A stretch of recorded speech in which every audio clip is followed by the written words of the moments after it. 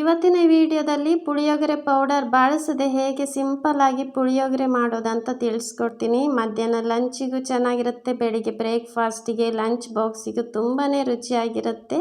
ಇದಕ್ಕೆ ನಾನು 2 ಟೇಬಲ್ ಸ್ಪೂನಷ್ಟು ಎಣ್ಣೆನ ಹಾಕ್ಕೊಳ್ತಾ ಇದ್ದೀನಿ. ನಂತರ 1 ಟೀ ಸ್ಪೂನಷ್ಟು ಸಾಸಿವೆ, ನಂತರ ಒಂದು ಅರ್ಧ ಕಪ್ಪಷ್ಟು ಶೇಂಗಾವನ್ನು ಹಾಕ್ಕೊಳ್ತಾ ಇದ್ದೀನಿ. ಮೀಡಿಯಮ್ ಫ್ಲೇಮಲ್ಲಿ ಇದನ್ನು ಹುರ್ಕೋಬೇಕು. ಶೇಂಗಾ ಗರಿ ಗರಿ ಆಗೋ ತನಕ ಹುರಿಬೇಕು. ನಂತರ 1 ಟೀ ಸ್ಪೂನಷ್ಟು ಕಡಲೆಬೇಳೆ, ನಂತರ 1 ಟೇಬಲ್ ಸ್ಪೂನಷ್ಟು ಉದ್ದಿನ ಬೇಳೆಯನ್ನು ಹಾಕ್ಕೊಂಡಿದ್ದೀನಿ. ಇದು ಸಹ ಸ್ವಲ್ಪ ಕೆಂಪು ಆಗುವಂತ ತನಕ ಮೀಡಿಯಮ್ ಫ್ಲೇಮಲ್ಲಿ ಇಟ್ಕೊಂಡು ಚೆನ್ನಾಗಿ ಹುರಿಬೇಕು. ನಂತರ 2 ಚಿಕ್ಕ ತುಂಡಷ್ಟು ಒಣಮೆಣಸು, ನಂತರ ಕರಿಬೇವು, 1/4 ಟೀ ಸ್ಪೂನಷ್ಟು ಇಂಗಿನ ಪುಡಿ, ನಂತರ ಅರ್ಧ ಟೀ ಸ್ಪೂನಷ್ಟು ಅರಿಶಿನ ಪುಡಿನ ಹಾಕ್ಕೊಂಡು ಲೋ ಫ್ಲೇಮಲ್ಲಿ ಇಟ್ಕೊಂಡು ಹುರಿಬೇಕು. ನಂತರ ಇದಕ್ಕೆ 1/4 ಕಪ್ಪಷ್ಟು ಹುಣಸೆ ಹಣ್ಣಿನ ರಸ ತೊಗೊಂಡಿದ್ದೀನಿ. ನಂತರ 2 ಟೇಬಲ್ ಸ್ಪೂನಷ್ಟು ರಸಮ್ ಪೌಡರನ್ನು ಹಾಕ್ಕೊಳ್ತಾ ಇದ್ದೀನಿ.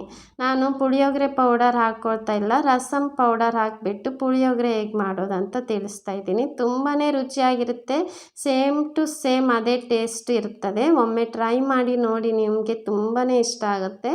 ನಂತರ 1 ಟೇಬಲ್ ಸ್ಪೂನಷ್ಟು ಬೆಲ್ಲ ಹಾಕ್ಕೊಳ್ತಾ ಇದ್ದೀನಿ.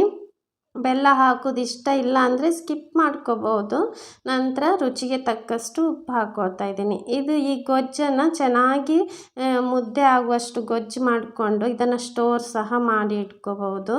1 ವಾರದ ತನಕ ಸ್ಟೋರ್ ಮಾಡಿ ಇಟ್ಕೋಬಹುದು. ನಂತರ ನಾನಿಲ್ಲಿ ಅನ್ನ ಮಾಡಿ ಇಟ್ಕೊಂಡಿದ್ದೆ, ಸ್ವಲ್ಪ ಉಪ್ಪು ಹಾಕ್ಕೊಂಡು ಅನ್ನ ಮಾಡ್ಕೊಂಡಿದ್ದೆ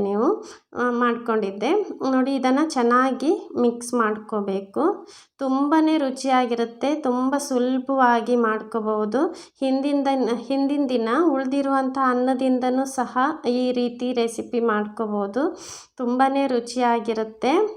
ಇದನ್ನೆಲ್ಲ ಚೆನ್ನಾಗಿ ಮಿಕ್ಸ್ ಮಾಡ್ಕೋಬೇಕು. ಸಣ್ಣ ಉರಿಯಲ್ಲಿ ಇಟ್ಕೊಂಡು ಒಂದು 5 ನಿಮಿಷ ಚೆನ್ನಾಗಿ ಮಿಕ್ಸ್ ಮಾಡ್ಕೊಳ್ಳಿ. ನೋಡಿ, ಸಿಂಪಲ್ ಆಗಿರುವಂಥ ಪುಳಿಯೋಗರೆ ರೆಡಿ ಆಯಿತು. ತುಂಬಾ ರುಚಿಯಾಗಿರುತ್ತೆ, ನಿಮಗೆಲ್ಲ ಖಂಡಿತವಾಗಿ ಇಷ್ಟ ಆಗುತ್ತೆ. ತುಂಬ ಸುಲಭವಾಗಿ ಮಾಡ್ಕೋಬಹುದು. ಒಮ್ಮೆ ಟ್ರೈ ಮಾಡಿ ನೋಡಿ. ನನ್ನ ಈ ರೆಸಿಪಿ ನಿಮ್ಗೆ ಇಷ್ಟ ಆದರೆ ಪ್ಲೀಸ್ ಲೈಕ್ ಮಾಡಿ, ಶೇರ್ ಮಾಡಿ.